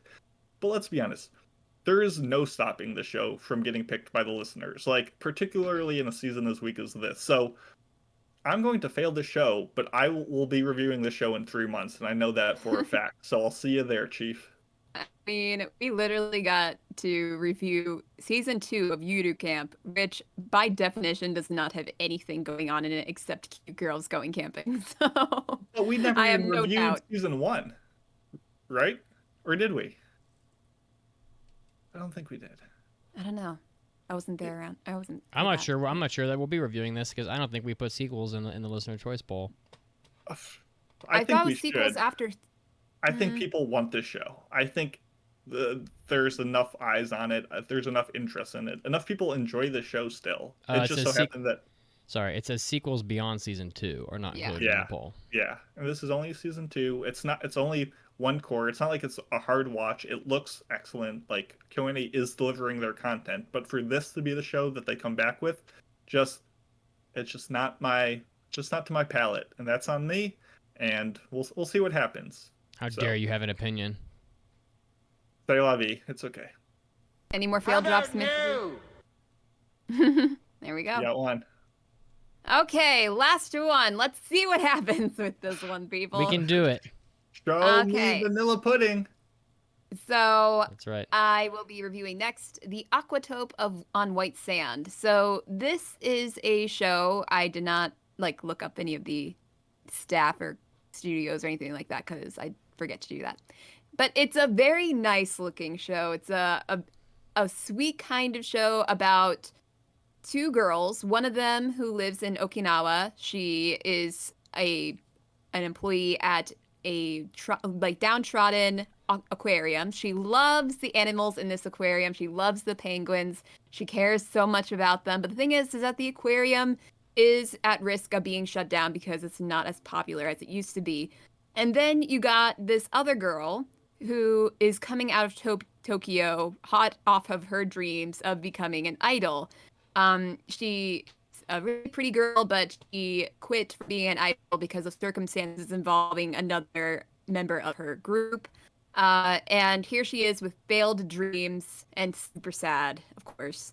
And she's about to go home, but she gets a sudden urge to not go to home because she got a phone call from her mom, and her mom basically said in not so many words that they kind of expected this to not go full circle. They expected her to come home eventually, and they're happy that she's coming home, but it gives her a reason to believe that nobody had faith in her dreams, so she was pretty upset about that. So she decides to hop on a plane to Okinawa on a impulse. After walking around for a couple days, she goes to the aquarium, meets up with the other girl that is working there, and she decides, you know what? Can I work here for a little while? And I want to help keep this aquarium open. And that's pretty much what the show is going to be, is them trying to keep this aquarium up and running, as far as I know. The funny thing is that in one of the episodes, on her first day on the job, a girl, she tells the idol girl that her first job is going to be feeding the penguins, and that she'd be going to do it with her.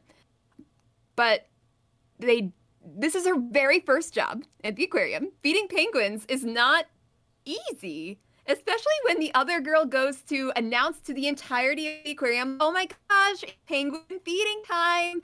And then she motions to idol girl, and she doesn't know what to do. She's never fed penguins She before. dumb? Throw the friggin' fish in the ground. It's kind of a nerve-wracking thing because then the penguins are pecking at her, literally pecking her fingers and everything. They did poke her in the butt, which was a little weird. Yeah. But it's a complete Got 'em. disaster. It's a complete disaster. And I'm thinking to myself, what else did you expect to happen when you had this girl who's never worked in an aquarium before feed the penguins for the first time in front of a crowd with no help? It was a little bit silly. Some parts of the show get a little silly, but needless to say, it's a pretty show, and I've never seen an aquarium anime before, and it kind of teaches you a couple things here and there. And I believe it is a 2-core show, but I do think it'll be worth talking about compared to a lot of other shows this season. So I believe that I will pass it. Wait. Oh, I'm sorry. Come again? I thought I heard you say. We will fail it. That's what I Okay, that thought. sounds right. Yeah. That sounds right. That sounds. No, but I think it's certainly one of the better That's shows a this season. bingo. I think Trial by Penguin needs to be a gimmick more often used in anime. Now that's a recurring thing Like- that I could get behind. Couldn't she have told her, okay, we're gonna feed the tropical fish today? And that'd been like, okay, just sprinkle the food in there, whatever. Was she like No, we're trying gonna to feed the bully her? penguins, and you're gonna do it on your own. Were they trying to like show like, oh, you're a newbie, you don't know what's what? No. Like, oh, okay. She's like, We'll we're gonna find feed out. penguins today. I'm not gonna do it with you. I'm just gonna motion you to. I'm just gonna have everyone in the crowd stare at you as you get attacked by penguins. Captain Avatar in the chat says Penguin Concho. Love to see it. It was a little weird. So we passed one. We You did. did. We've had 2 rounds of summer impressions. We've passed 2 shows. Mitz passed Okoko Saikenki last week, and as you just heard, Caroline passed Aquatope on White Sands. So The reviews that are left are Remain, which is a sports anime, not about sports. Tsukiga Michibiku Isekai Dochu, Vanitas no Kart, Jahi-sama, which I don't think ever is gonna fucking come out. Waju Kujake Nai, which is literally not coming out until like the start of August. Sunny Boy, Kageki Shoujo, which I think is delayed. Megami... no, that was the one I just haven't made up my mind yet. Oh, okay. Megami Ryo no Ryobokun, Fan service, baby. Otome game, the flag. What was it in English? The flag Otome game. My next life's a villainous. Villainous. Tante no Mo Shinderu. Oh, shit. Where's my drop? There we go. I guess some fucking drops. Yeah. Uramichi Onisan and Nighthead 2041. The fuck is that? It's a weird one. It's That's- CGI, but I'll give you a sneak peek. It actually looks pretty good. So, Oh, wow. I mean, I'm not saying it's a great show, but we'll get into it when we get into it. I'll stifle an inappropriate joke and let Caroline carry us out to the Okay, end of the show. stop it, Mitsugi. We are Sorry. a pure show. No, we have never Leave been it pure. for the hentai. We have done very bad things on hentai episodes before. I know. So keep it confined to there. Stay in your lane. I'm Stay trying. in your lane. Okay, so I believe it's time that we say goodbye to the people here. If you'd like to follow us on Twitter, the podcast is at AAA Podcast, which I pretty much run, so you can find me there as well. We got Mitsugi at Pope Mitsugi and Mason at Macy Pacey. And we're also on Facebook and, of course, our lovely Discord. A lot of fun things happen there, including Anime Club. We are talking about Super Dimensional Fortress Macross. Episodes 1 through 13. It's going to be on July 28th at 10 p.m. EDT. So if you'd like to join us, please do. What's going on in Manga Club? Manga Club is discussing the first 2 volumes of Ease on August 4th, 10 p.m. EDT. You know the drill. Read the stuff. Come on in. Have a chat. Listen, talk, discuss, and have a good time. And we hope to see you there. Yeah, and of course you can find us at aapodcast.com so you can keep up to date with what's going on. And next week, we'll have our 3rd round of Summer Impressions. So stay tuned for that. Maybe we'll fail some more. Maybe might pass something. No, you don't say. You don't say. We got 4 more shows to pass, so it's gonna have to get better at some point here. It's got to, but we'll see what happens. So I guess we'll see you guys next week. Bye, guys. Bye-bye. Have a good one. See ya.